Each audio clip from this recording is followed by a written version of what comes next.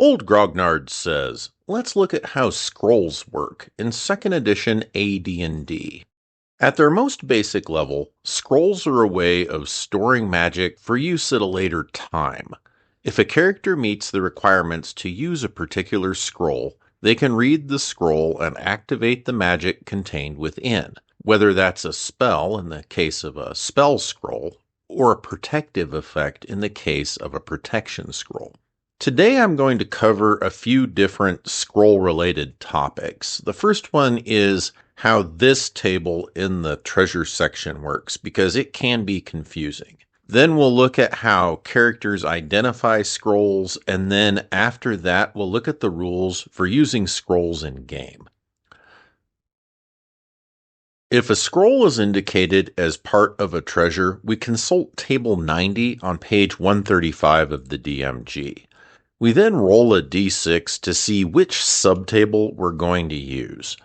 1 through 4 puts us on subtable A, which is spell scrolls, or the one I was just talking about, and 5 through 6 sends us to subtable B, which is where we roll for protection scrolls, cursed scrolls, and maps. Subtable B is pretty much self-explanatory, so let's focus on subtable A, the spell scroll table. The first thing we need to do is determine whether a spell scroll is a wizard scroll or a priest scroll. The rules for doing this are on page 145 of the DMG. Why they didn't put the table here on the same page as the other scroll tables, I have no idea. But anyways, once we roll to determine wizard or priest scroll, we roll a d20 and consult subtable A. The left side of the table tells us how many spells are on the scroll, and the level range is shown on the right. If there's a separate range shown in parentheses, that's what the spell level range is for priest scrolls. The reason they did that is because there aren't any level 8 or 9 priest spells in the core game rules. To show how this works, we'll go through the spell scroll generating process. For our example, we'll say that we rolled wizard when doing this part, and then rolled an 8 on the spell scroll table. This gives us 2 spells, levels 2 through 9. To figure out what level our spells are, we would roll d8 plus 1 for each spell. We roll and end up with 5 and 3. Now let's move on to the next step. We need to figure out specifically what our 2 spells are. There isn't a table for figuring this out or any stated rules or procedures. How I do it is that I roll percentile on the spell list a few times and choose the one that sounds the best, or I just pick something. In 2nd edition, that's a totally valid way of doing things, since the treasure section pretty much tells you that the tables are a suggestion generator and that what treasure you give out is ultimately up to you. So after rolling a few times and looking at the spell lists, I come up with water breathing and teleport. If for whatever reason we need to know the XP value for this scroll, the XP value for a spell scroll is the total number of spell levels on the scroll times 100.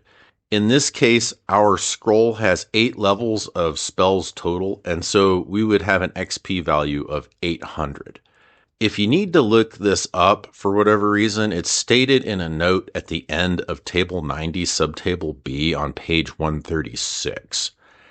In 2nd edition, it's standard for the XP value to only be for if someone creates an item, so it doesn't come into play as much as it does in earlier editions. In Spelljammer, however, you need to know the XP value for magic items if you have a ship powered by a furnace, because furnace-type helms use magic items as fuel. How long that fuel lasts is based on the XP value of the items you feed it. I plan on covering how this works in more detail when I do a video on how spelljamming helms work, but I just thought that it was worth mentioning. Anyways, if you have any questions concerning how the other treasure table works, or just treasure in general, I have a video for that, and the link is in the end cards and also in this video's description. So now we've determined what kind of scroll the players will find and what's on it. Now let's look at what happens once the player characters have a scroll in their possession. In this game, scrolls are sometimes found in cases that are warded with abjuration magic like fire traps and such. There aren't any tables for this, rather, this is something that is up to the DM. If you want to do this, just make sure you really understand the rules for the spells used to ward the container, because the players will try to open them and will ask questions as part of the process. So, assuming a character manages to open a scroll case, they can then examine the scroll to figure out what it is. This can be done safely without activating the scroll, unless the scroll is cursed. Cursed scrolls are created when a wizard or priest attempts to make a scroll and fails. In modern terms, the writing on a cursed scroll can be thought of as a cognito hazard. Once you read it, some eldritch weirdness happens, and the curse effect hits. Curses are normally annoying but not fatal, and characters can overcome them with some effort. This is explained in more detail on page 146 of the DMG, and they also give some examples of curses that might result from reading a cursed scroll. Fortunately, cursed scrolls only have a 1 in 60 chance of being rolled randomly on the scroll tables.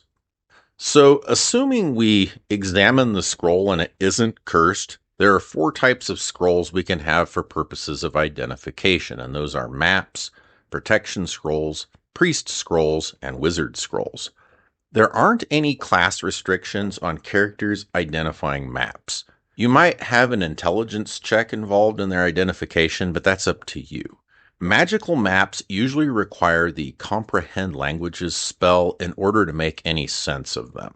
Maps require work and preparation on the part of the DM, so it's not recommended to drop them as random treasure, even though they do appear on the treasure table. Protection scrolls are also without class restrictions unless the class specifically says something to the contrary. An example of this in 2nd edition are druids, who are prohibited from using magical items that are of a written nature. The game doesn't specifically say that any character can identify protection scrolls, but it makes sense to me that if a character can use them, they can identify them. Priest scrolls can be identified by clerics or other specialty priests that are able to use priest scrolls. It's not unreasonable to have other classes be able to look at priest scrolls and know that they're priest scrolls, but only priests who are able to use scrolls should be able to identify what spells are on priest scrolls just by examining them. The last group of scrolls we'll look at are wizard scrolls. Wizards have to cast Read Magic on a wizard scroll in order to read it, unless they're the one who made the scroll. Once they've done this, that is, cast Read Magic, they can read the scroll as if the scroll was one they created. I know that on page 145 it implies you need to do this for all scrolls, but it's generally understood that this only applies to wizard scrolls. I also think it's reasonable to have it where other classes of characters can look at wizard scrolls and know that, yep, that's a wizard scroll, even if they can't read them or identify what the actual spells are that are on the scroll. So now we've looked at the scroll table, the confusing one, and we've also looked at how characters identify scrolls. Now let's look at how characters use scrolls in game. The first thing we need to determine is if a character can use the scroll in question or not. The DMG explains this on page 145 in a block of text titled, "Who Can Use Scroll Spells?" Let's look at what it says. Ability to use scroll spells does not permit a priest to use a wizard spell, or a wizard to use a priest spell. Likewise, it does not extend the ability of spell use to non-spell using characters, except with respect to protection scrolls. Anyone can use a protection scroll. Paladins and rangers cannot use priest scrolls. Those characters able to read and employ scroll spells can do so regardless of other restrictions. Once the spell is known, it is not necessary to use a read magic spell in order to invoke its powers. Scrolls can be read even by mages who are unable to employ the spell copied because of an inability to learn it or because it is too high level, although in the later case there is a chance of spell failure. What this part here means is that specialist wizards can use scrolls from schools of magic that they can't normally learn or cast from. An example would be a necromancer using an enchant an item scroll in the process of making a magic item, even though they can't normally use enchantment charm spells. You could also extend this to priests using scrolls from spheres they can't normally cast from, but that's up to you. One of the things they don't mention is the ability bards and thieves gain at 10th level, where they can use priest and wizard scrolls. Since I'm about to explain how rolling for spell failure works, I figured this would be a good place to explain the rogue scroll use ability, since spell failure is a prominent feature of how that works. Before we do that, though, let's look at how spell failure works for wizards and priests. If any spell user acquires a scroll inscribed with a spell of a level too high for him to cast, he can still try to use the spell. The chance of failure or other bad effect is 5% per level difference between the character's present level and the level at which the spell could be used. For example, a first level mage finds a scroll with a wish spell inscribed upon it. The chance of failure is 85%, as wish is a 9th level spell attained at 18th level. And then they show the math they use to get the 85%, which is 18 minus 1 equals 17, and then 17 times 5% is 85%. A percentile die roll of 85 or less indicates failure of some sort, and table 112 is consulted. In this case, the spell is 30% likely to fail without effect, while the chance for a reverse or harmful effect is 70%. Rogues have a different method for figuring spell failure when using scrolls, and it goes like this. Bards have a flat 15% chance of spell failure when using scrolls, and thieves have a 25% chance. Other than the percentages being different, the abilities function the same for both classes. When a rogue uses a scroll, the chance of failure is the same regardless of what level the spell is. So there's no level-based percentage like how it works for priests and wizards. If the scroll use roll fails, the spell generally works the opposite of what's intended and or to the detriment of the caster and their allies. In either case, when a character casts a spell from a scroll, they roll for spell failure when the spell actually goes off. This is because they have no indication that the scroll will fail until it fails. Now that we know who can use scrolls and the rules for spell failure, let's finally look at the rules for when a character uses a scroll in-game. The initiative modifier for a scroll is its reading time. For scroll spells, this is equal to the casting time of the spell. For protection scrolls, the reading time is given in the explanation of the scroll effects. The only requirements for using a scroll are sufficient light to read by and the actual verbalization of the writings. If the reading of a scroll is interrupted, the scroll effect is lost and that spell fades away and is lost. Spell components are unnecessary for the scroll reader and no adverse effects associated with casting the spell are suffered. These requirements or penalties have been fulfilled or suffered by the creator of the scroll.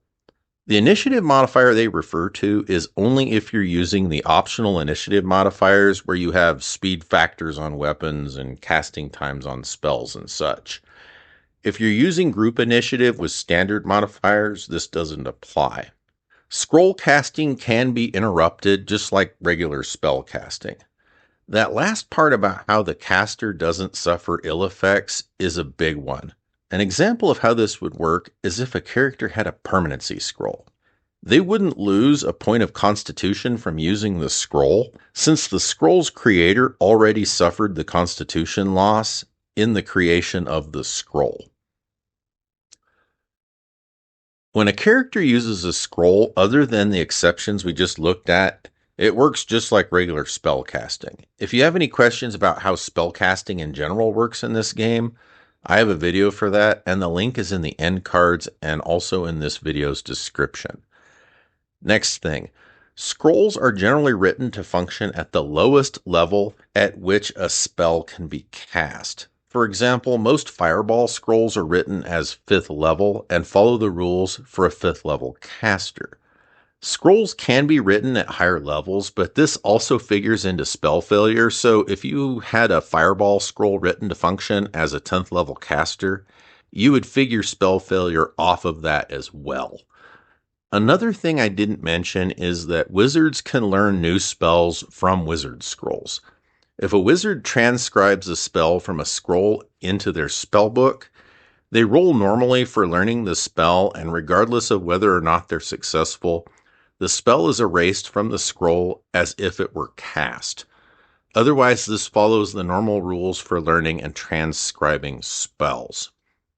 As always, if you have any questions, please ask in the comments. If you want to help the channel, leave a like, a comment, and or share this with someone who might find it useful. I'm also in the process of getting the merch shop back up and running. The link to the shop is in the channel description.